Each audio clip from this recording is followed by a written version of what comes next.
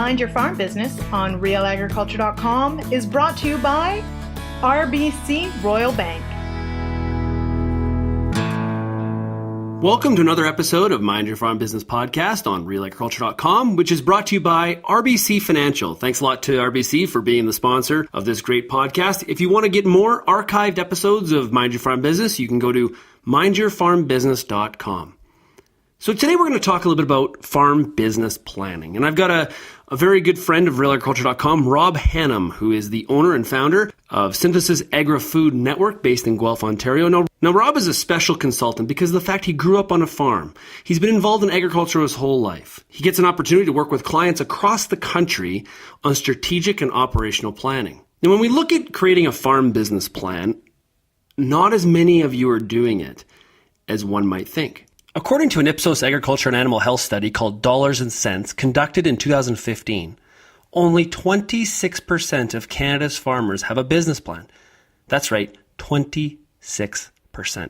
The study also shows that farmers who have a written business plan and they review it annually get 5 times higher return on assets than those who don't. The proof is in the pudding. The data is there. People should be doing a business plan. Let's get to our discussion with Rob and ask him, based on these numbers, what the heck is going on here?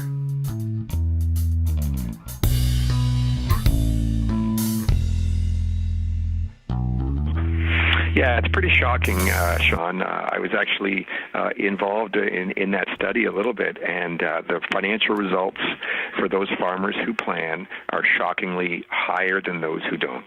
And so it's really something that we need to think about and kind of think about each farmer out there listening should think about their own operation and themselves and say, hey, maybe I could benefit from this, or do I do this, or do I do this well enough?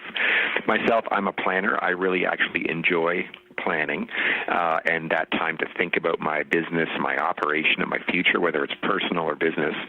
But maybe that's not so as second nature for some of us in the farming business, and maybe that's one of our biggest downfalls as we got into farming, because it's a hands-on kind of business and work, and this is more about thinking and maybe talking to others and writing, so it doesn't come as second nature as the production aspects of our job.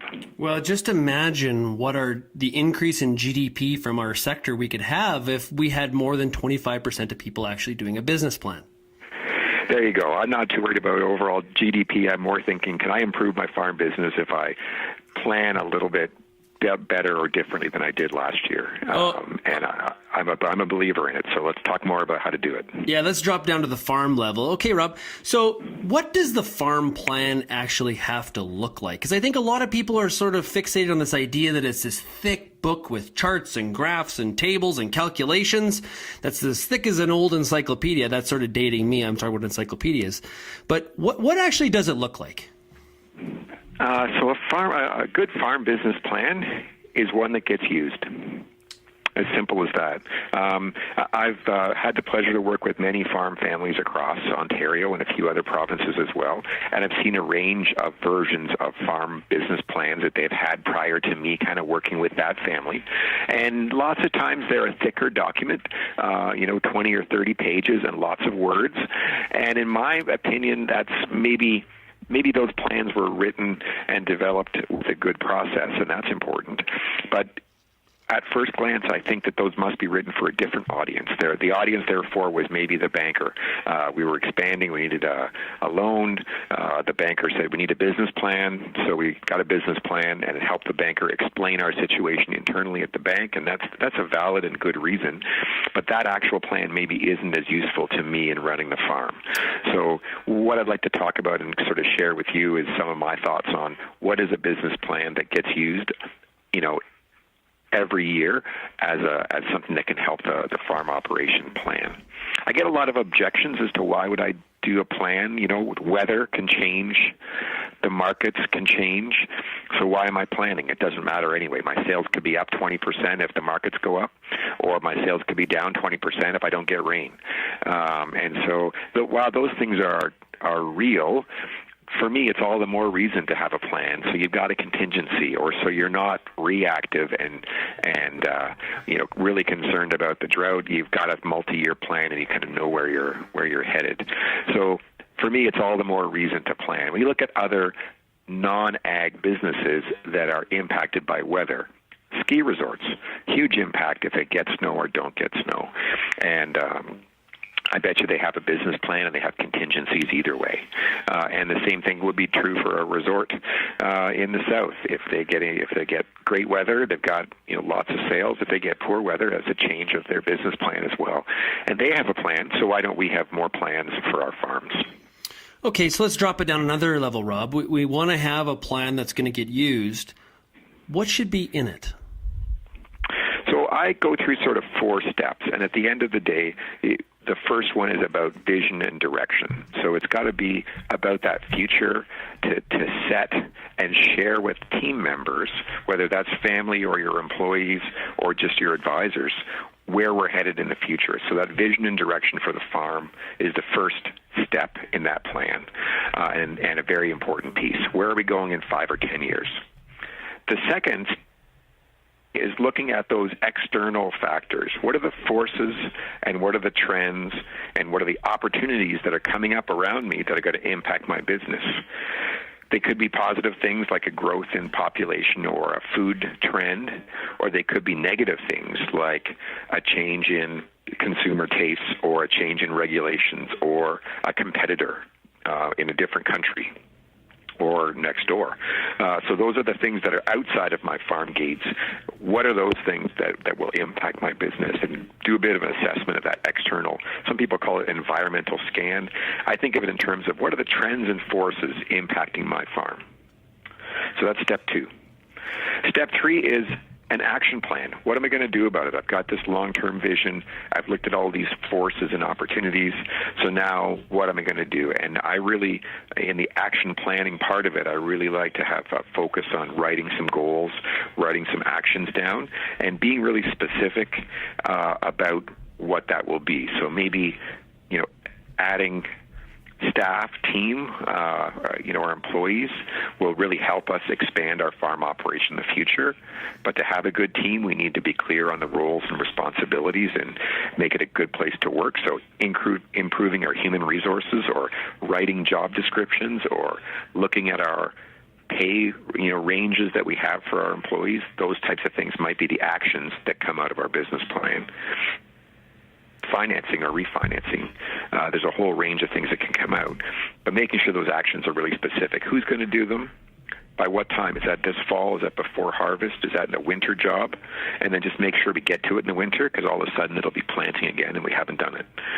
The fourth part is about the numbers. It's a scorecard. And I really promote having some kind of a scorecard. We keep score in lots of ways in life. And I like a scorecard that looks a few years back and a few years forward. It's not just about last year and this year.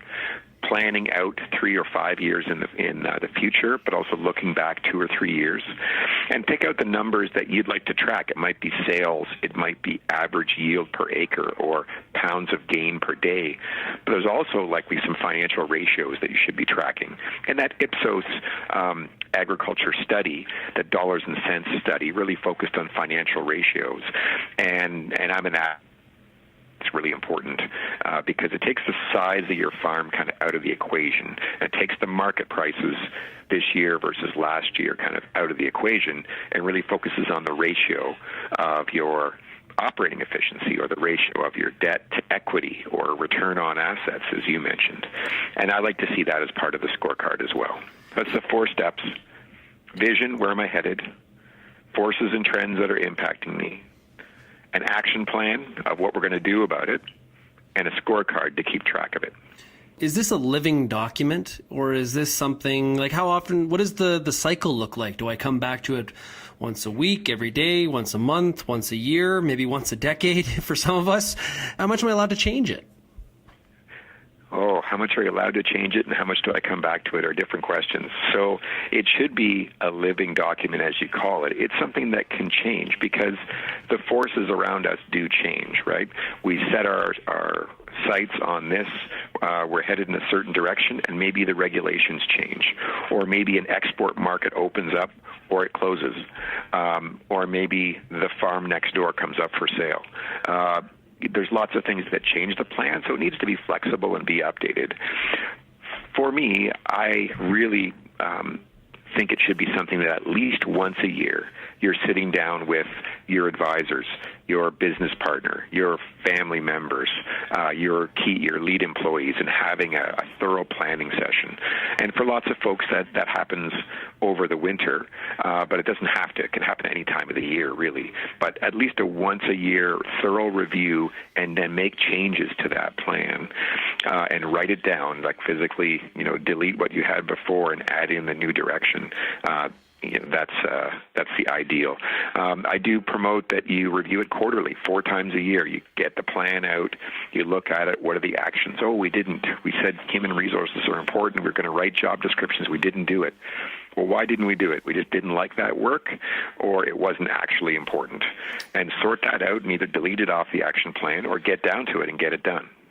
Now, Rob, something I thought of here is that, farmers tend to be they tend to be private people, independent private people. Planned for just you, or is it something that you could see value in by sharing it with key members of your team, like some of your employees? Great question. So I guess I'm a believer that having that shared vision and direction is really important. So there's going to be things in this plan that I do recommend you share with your family, with your business partners, with your staff, your employees, your banker, your lender, your nutritionist, your agronomist. There are things that are likely important there as well. There's confidential numbers that should be in your scorecard, and maybe you don't want to share that with all of your employees. Fair enough. But there's definitely that high-level aspects of where you're going that I really recommend you share with others. Because having a shared vision, people can't always read your mind. Sometimes I even get frustrated with that. Hey, how come you couldn't do it the way I wanted it done? Well, people aren't mind readers. So with this in mind, it's a tool. For me, this business plan I'm talking about with these 4 steps, it might take you a few weeks of thinking to figure it out, but it might only be 2 or 3 sheets of paper in the end, or even 1 sheet of paper with a few key things written down. It doesn't have to be a big 30-page document to me, but by sharing that with your family, with your brother, with your other future owners of the farm, you make lots of progress, and they know what you're thinking and where you're headed, and you can have a good discussion from there on. Well, I'm sure a lot of our listeners are saying, well, how long should it be? And from what I'm hearing you say, my guess is that length is not as important as the fact you're going to use it all the time. Yeah, the discussion and the thinking that goes into it is the most important part for me. The recording it and coming back to it and checking is the next most important thing. And so some people, like the numbers. Some people like the words and more of a narrative or a story. Some people like charts and bar graphs. So make it work for you. Just wrapped up a strategic plan that we helped a farm business with, and it ends up being a 3-page plan, and it's got some charts and numbers that they can sort of track over time. And they've got a scorecard, and they're going to figure out what are the financial ratios and what are the numbers that are really important to them. But probably the biggest aspect of it was getting all the family members on the same page about what's the long-term vision, and the discussions that went into that and that they had, with us and without and on their own, and will continue to have, are really, really important. For some of the people that you've worked with that haven't planned in the past, and then they go through the process and they achieve some of the results they want, what's kind of a common reaction? I wish I would have earlier, or what do people usually say? I guess the reaction we usually get is that they tend to meet more as a family or as a management team or as a group of owners. So usually when we, in my experience, it's a family business and there's some kind of succession plan or there's some kind of business expansion going on. So there's stuff to talk about that doesn't always get talked about unless they've got a business plan that they're updating and moving forward. So the biggest reaction we get is that they meet more regularly and they talk more about the business in concrete terms as opposed to casual conversations that may not have a conclusion or an end. So less rambling, more focused discussion, and more deliberate. I really want folks to be more proactive and less reactive. And the business plan process and then the document or the tool you create really does that. It really helps you be more proactive, be thinking about those things to change in the future, as opposed to waking up every day and having a fire to fight because the market price changed or because something happened that we weren't expecting in the barn. So those are the things. Proactive versus reactive is a huge positive change for having that business plan. Yeah, a really good point. And I think also the word, one of the words that you used earlier that I think is really, really critical is specific.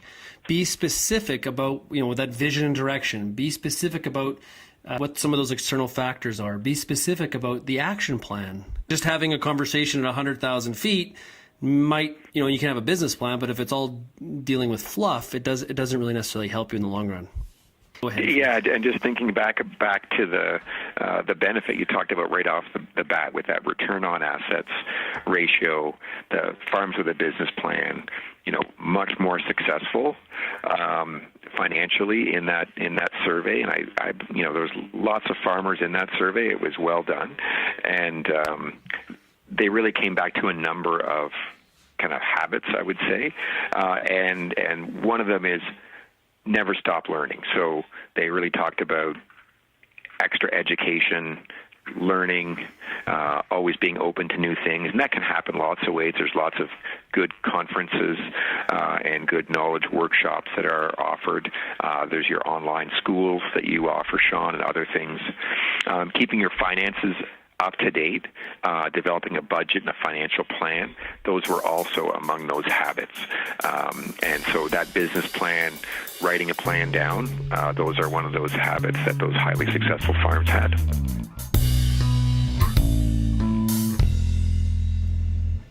One of the things I love about Mind Your Farm Business is that we try to leave you with some practical tips and things to do to really make a difference in your farm business. And this episode was really no different. So when you're going to sit down and you're going to write the farm business plan with, by yourself or with other people in your family, the farm owners, ask yourself the question first: who is the plan written for? Make sure it's written for yourselves. Make sure the plan has vision and direction. You look at the external factors that are impacting your business or ability to achieve your goals. Write down the action plan and make sure in that action plan your goals are specific so that whoever reads it understands very clearly what they are trying to achieve. And then finally, make sure there are numbers. Put down some numbers in a scorecard so that you can keep score to see exactly where you measure up. I'm reminded of the saying, hope is not a plan. And for the other 75 or 74% of people that aren't doing a plan, as indicated in the Ipsos study, they're really relying on hope as a plan. I really want to thank RBC Financial for being the sponsor of Mind Your Farm Business. Special thanks to them, as well as Rob Hannam for taking the time to join us today. Until next time, I'm Sean Haney from RealAgriculture.com, and this has been another episode of Mind Your Farm Business.